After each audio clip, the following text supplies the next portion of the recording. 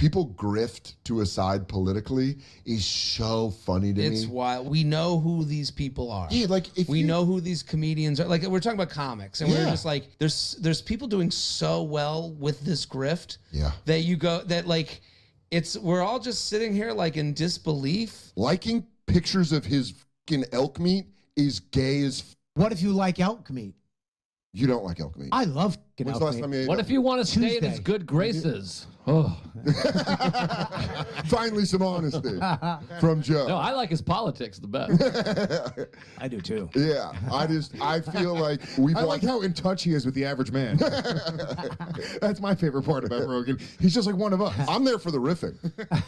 I love the riffing. All right, so it seems like every week now there are more and more comedians roasting the Rogan sphere for being out of touch on funny grifters. I mean, it seems like most of the comedy scene outside of Austin just thinks Rogan and his crew are a joke now. You know, once they started focusing more on podcasts. Hold up. Okay, this is where I step in. Now they're a joke now. Nah, they've been roasting Joe and a couple of his friends, right?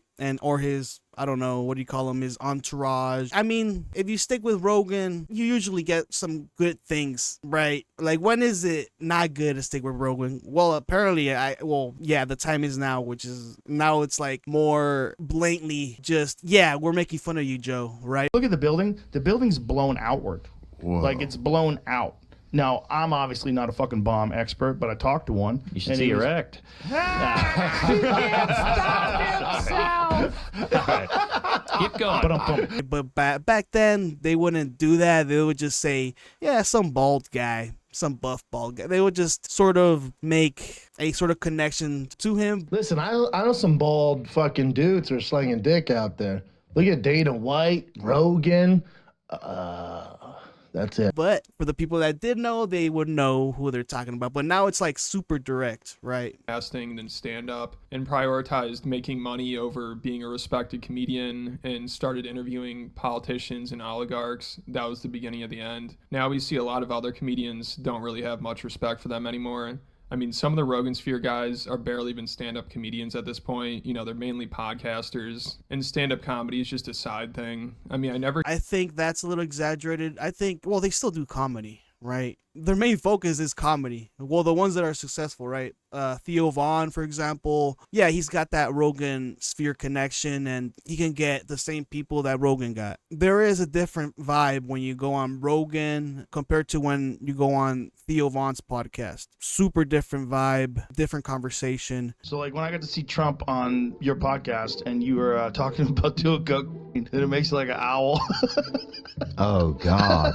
It was hilarious. Is coke stronger up? Yeah. It'll turn you into a damn owl, homie. You know what I'm saying? You'll be out on your own porch, you know, and you'll be your own street lamp. And is that a good feeling? Well, no. For the most part, when you have somebody like in politics, or you get somebody into your podcast that you do as a comedy, it's a comedy podcast, you're dipping your toes in there, and you're not really asking anything really political, right? Only the here and there, like with the JD Vance stuff. Release the list.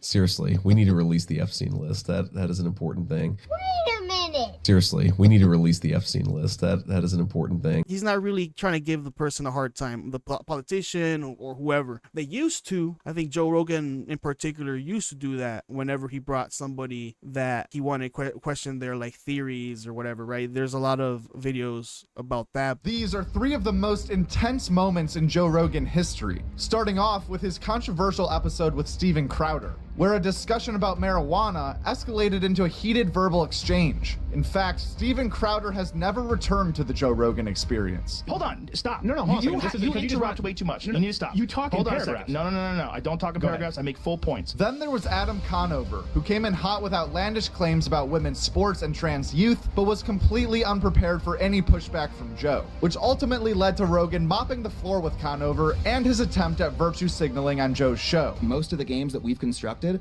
are actually sort of biased towards a male type of body, right? That sounds ridiculous. And who could forget the legendary moment with Jamie Kilstein, whose strong stance on sexual assault being worse than murder led to an all-time undressing from Joe.